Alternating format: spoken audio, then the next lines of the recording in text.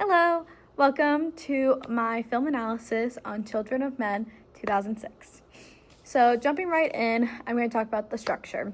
The structure was a very clear 3-act structure. You have your beginning, middle, and end. It was a very linear story. You weren't jumping through timelines. It was very clear and concise, and any audience member was easily able to follow the story along. Let's see. Yeah, it was very simple to follow. The pacing was really well done. There were moments that would, for me personally, hold on a little bit too long, but it did create a nice contrast to the very chaotic and quick and high energy and stressful paces and scenes later on. So one thing that I focus a lot on the ending of this film in particular.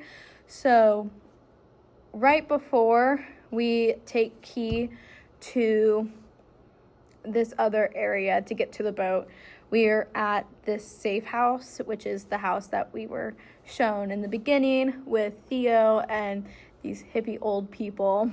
And it's just a lot of stillness, a lot of quiet, a lot of just intimate talk. And then immediately after that, we are thrown into a very active war zone, a lot of shooting, bombing, swearing. She gives birth in this rundown apartment. So though in the moment when I was watching it, these things felt very slow and like draggy, it was there for an intentional reason. So I do appreciate that for the rest that it gave my mind, so I can go into these high intensity scenes prepared. I believe it built the tension very well. I didn't know, was Theo gonna die? Were they gonna get bombed? What was gonna happen when they ran into these people? And it showed very early on that anyone could be ripped away at any moment. His ex-wife dying, after they have this cute little moment with the ping pong ball. It shows that very clearly from the very beginning. So I didn't know whether or not everyone would be safe. Would the baby make it, Yeah. I don't believe the story had any plot twists. The craziest thing that they had, I guess, would be his son, Theo's son, Dylan, passing away, but I believe that was hinted at very clearly throughout the whole story. His wife mentions, or his ex-wife mentions that he had his eyes while they're on that bus. So I kind of just assumed, they had a kid together, because, duh. But that reveal at the end, not at the end, but that reveal in the middle to Key, that he had a son that passed away due to the flu pandemic that happened in 2008, I believe was very well executed, because we had built this up. And then that also created a connection between Key and Theo, because Key now knows, Theo is also a father, is also a parent. While Key is entering this next stage of her life, she is becoming a mother. She feels very maternal towards her kid, and now this person who is taking care of her, she learns, is also a parent, which is just it's an important bond to create, because it adds another level of trust between these two characters. But getting on to the characters, I think Theo has a very clear arc and motivation throughout the whole story. You never sit and wonder, why did he do that? What is going on in his head? And I think that is a very important thing to have when you have such a chaotic story where there's a lot of moving parts. Theo, at the beginning of the story, does not care about politics, does not care about, everybody who's dying to it, does not care about the youngest man ever dying. He's not a part of that life anymore. And then he gets a little bit roped in. He gets kidnapped. And then he sees his ex-wife. And she's like, you got to join this movement. And he's like, bro, I don't do this anymore. And that's the first time we hint at his character depth, because she's like, you used to. And I really enjoyed that, just sprinkling little hints even early on is so important, because it puts you at the edge of your seat wondering, like, oh, why did he stop doing this? What happened? Yeah. I think, what's next? Yeah. I already talked about Kay and his relationship. And then in the middle, okay, there we go. I was trying to find my thought. Yeah, in the beginning, he's not really into it, and then he gets back into it, and he's like, okay, like, I can kind of get behind this. And then towards the end, he's literally sacrificing his life for Kay, or for Key. He also, like, you see it just even in the small dialogue that he has, where he is like, I think I want to name my kid, Folgy, I believe that's what she said. And he's like, you can't name the first kid born in 18 years Folgy. And she's like, why not? And then by the time she has the baby and she's like, I think I want to name it Bazoo, he's like, I was kind of getting with Folgy. And I think that just shows, like, how his character changes, if, like, he's very reluctant to doing this to, he kind of likes it, like, he now has stakes in it. He's taking care of Key. She has the baby. This is the next hope for life, which is, like, ultimately the whole theme of the show is, like, hope and finding hope and maintaining hope, and, like, that is what's going to restore things, is hope. What has happened throughout their world is that they have lost hope. People stop having babies. People are fighting. Every country is a war zone, And so this seeing Theo shift is kind of like how I imagine their society ends up shifting. Moving on to Key, though. Key is interesting to me. I really enjoy the symbolism when we first meet her. She is surrounded by cattle who have oftentimes been used for their bodies. They are bred, and then their babies are taken away from them, and then they're used for their milk. And I think that embodies Kay's situation so tragically poetic, like so poetically tragic. I'm not sure how to phrase that, but it's a tragedy, and it's also poetic because she's surrounded by these female cows, and she strips herself down, which was also like it was unnecessary for her to do it in her world.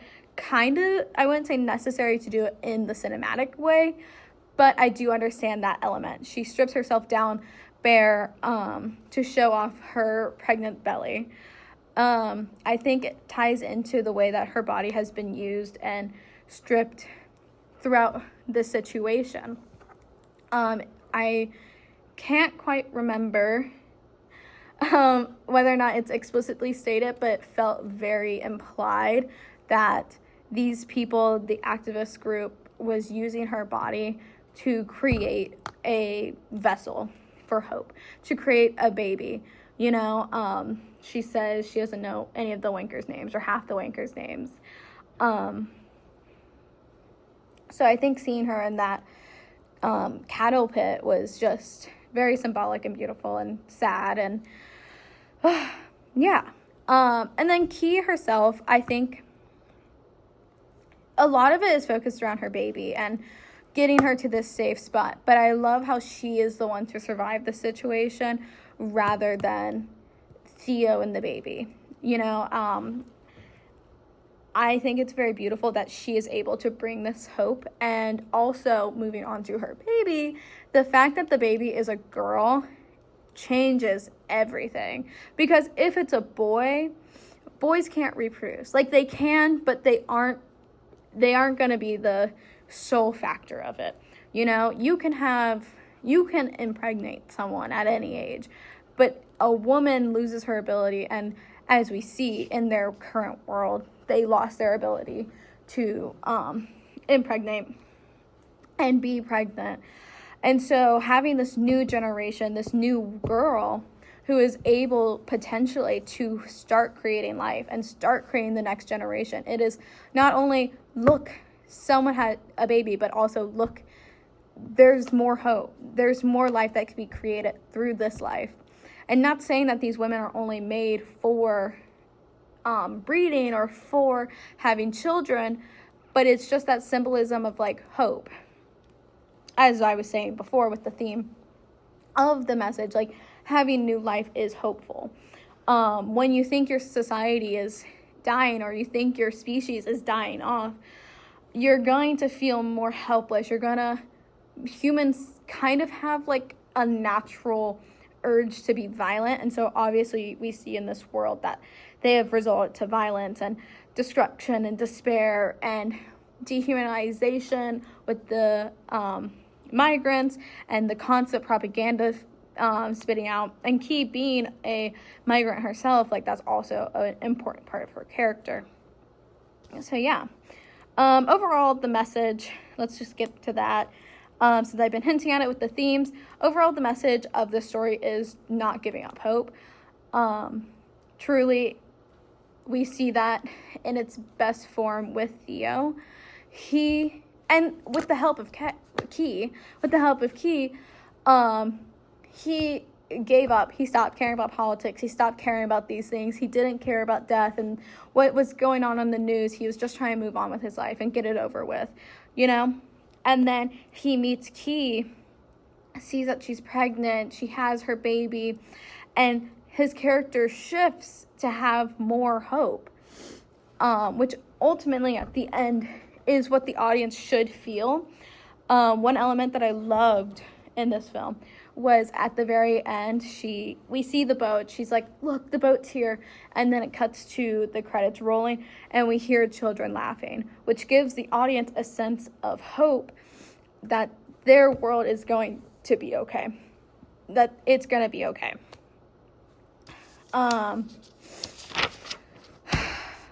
My personal response towards this film and towards this, I felt a bit fearful. I saw a lot. This film came out in 2006, and I saw a lot of things reflected in my modern day society. The anti-immigration propaganda that is being influenced throughout the whole thing, you hear it throughout the entire film. You see the people in cages, you hear the guards and stuff talking about these people and dehumanizing them. And that is so relevant in 2026 and 2025 with ICE and America. And this takes place in Britain. And it's just, it was very reflective, and it made me feel very fearful that this might be what we go down. And also, there's the stats that are coming out about Gen Z having the lowest birth rate so far. I mean, we're still young, but the birth rates have declined in the past few years. And it's like, if it declines too far, what will humanity go towards? Will we end up like this? Will we end up like the Handmaiden? What's gonna happen?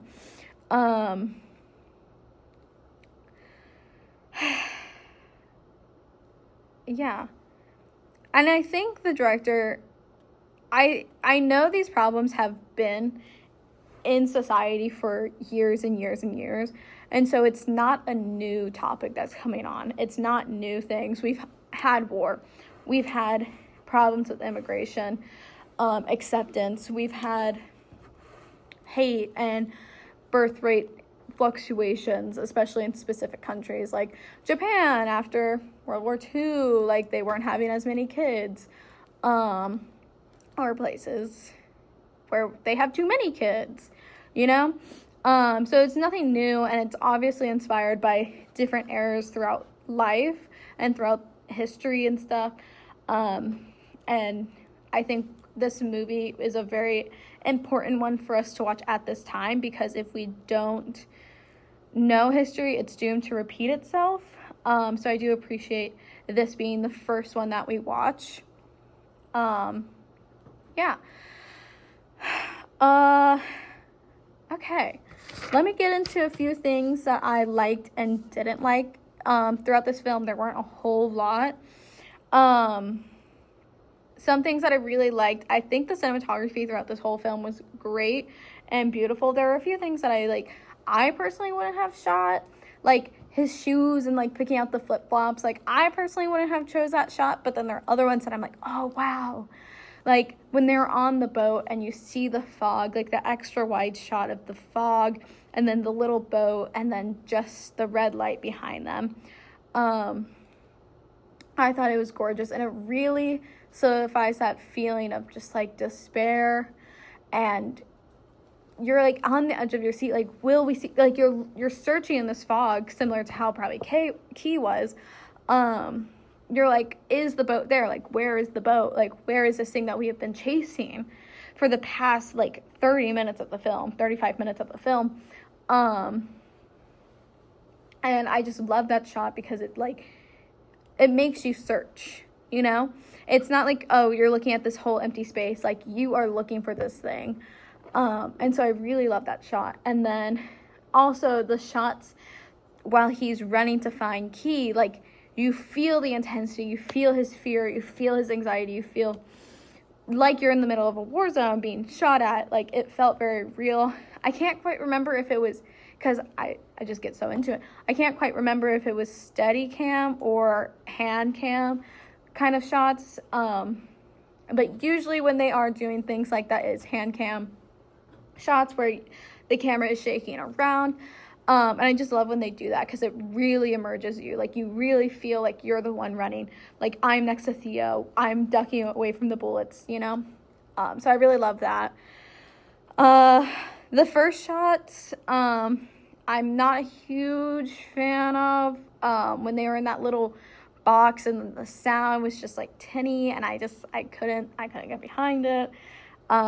It probably executed the vision that the director had. It wasn't my personal favorite.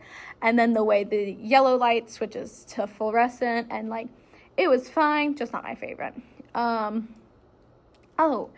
And one thing that I specifically wrote down, like, when it came on, there was one moment, it was towards the end, because I talked about the ending.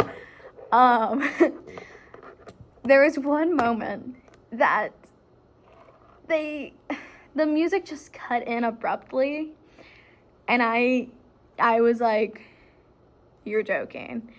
It was so ridiculous, and I don't even remember when it faded out or like when it cut out, but I remember it just cut in. I was like, they want me to feel this emotion, but the way it was cut in so abruptly, it just makes me focus on the music rather than the feeling that the music is supposed to be evoking from me. So definitely I would have blended. I think a slow build to make it come into that scene would have been better, because then I would have been feeling it as an undertone, and then once I need to be feeling that the music is trying to evoke, that's when I hear it the most, you know? That's just not what they did. They went from a normal scene with no music. Like, they obviously had the Foley. They were fighting the guy. Foley was great. There were some moments where it just, like, I could tell that it was Foley rather than, like, it was happening, like, in their world. Like, there was one moment where she, like, dropped something, and it sounded like Foley rather than her actually dropping something. But that's just, like, a small critique. Yeah, my overall takeaways from this film, I think I was very surprised on how much I liked it. I was not expecting to enjoy this one.